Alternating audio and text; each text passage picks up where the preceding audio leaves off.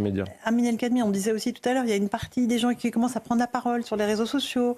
On entend des gens dire mais arrêtez parce que vous jouez contre notre camp. Alors je ne sais pas si David Poujol a cette petite séquence, on va la retrouver, d'un jeune qui dit, d'un monsieur qui dit mais arrêtez, vous jouez contre nous. En fait, vous faites qu'on est tous assimilés à des racailles, ce qui est insupportable. Est-ce que c'est un début, vous pensez ? Est-ce que la parole peut se libérer aussi ?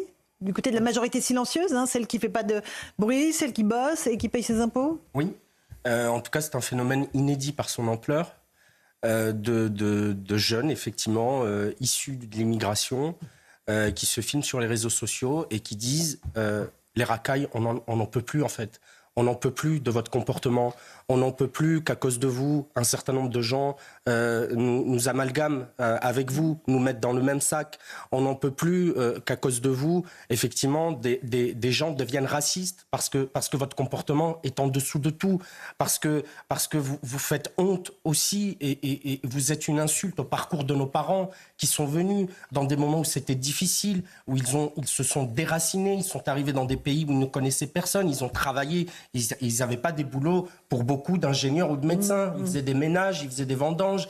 Et le moindre des respects pour cette génération-là qui s'est sacrifiée, qui s'est pliée en quatre pour nous permettre à nous de naître en France, c'est de bien se comporter. Et par ailleurs, pourquoi vous vous comportez comme ça en France alors que vous ne faites pas ça dans vos pays d'origine ou dans les pays d'origine de vos parents ? Je peux vous assurer qu'un policier au Maroc, s'il vous vient par malheur l'idée d'aller lui frôler l'épaule, ce ne sera pas 500 dirhams d'amende. Vous allez passer un sale quart d'heure. Alors, je ne dis pas qu'il faut frapper des gens, mais au moins, dans ces pays-là, on respecte la police. Là, on ne respecte rien. Vous avez des racailles et effectivement, vous avez de jeunes gens qui se lèvent et qui disent « pas en mon nom, ça suffit ». Voilà. Et c'est assez nouveau. Moi, je trouve, Éric Revel, qu'on ne l'avait pas du tout entendu. Non, on a vu beaucoup de prises de parole, notamment de musulmans sur les réseaux sociaux. Amine a tout à fait raison en disant ne faites pas l'amalgame, parce qu'en fait, vous jouez contre votre camp, vous développez le racisme. Mais je vais vous donner un témoignage aussi, moi, qui m'a frappé. Alors, c'est quelqu'un qui est d'une génération un peu plus antérieure à la mienne, et qui est un monsieur, un Tunisien. Antérieur à la vôtre, c'est possible Antérieur à la mienne, oui, légèrement antérieur, alors c'est vrai.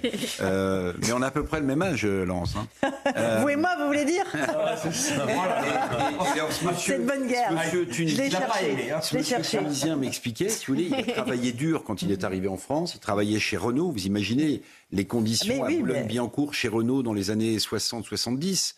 Et en fait, ce personnage m'expliquait que la France était beaucoup trop cool avec ce type de comportement, que, comme vous le disiez, dans les pays d'origine, ils ne supporteraient pas ça. En fait, les gens qui ont travaillé dans ce pays, qui se sont intégrés, parfois dans des conditions de travail extrêmement difficiles, qui ont tout fait pour élever leurs enfants, sont les plus durs.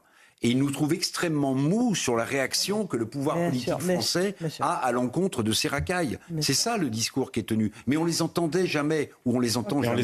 On les entendait pas parce qu'il y a une intimidation. Parce que ces gens-là, ils existent. On en croise tous, on en connaît tous. Des gens qui sont excédés, quelle que soit leur origine ou leur confession. Parce qu'il n'y a pas des Français d'un côté et des immigrés ou des gens d'origine étrangère de l'autre. Il y a des gens qui sont honnêtes et il y a des gens qui se comportent comme des délinquants.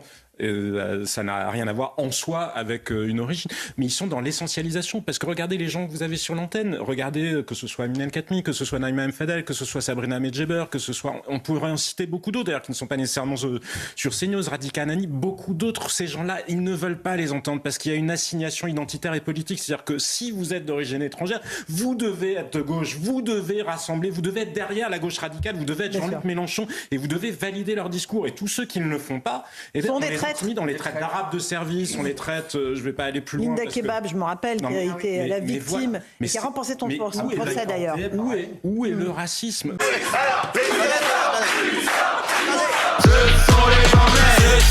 sont les Anglais. Oui, sacré Anglais. Et me tout pas, je m'en tape. Et me tout pas, je m'en tape. Et me tout pas, je m'en tape. Non, on ne touche pas les enfants.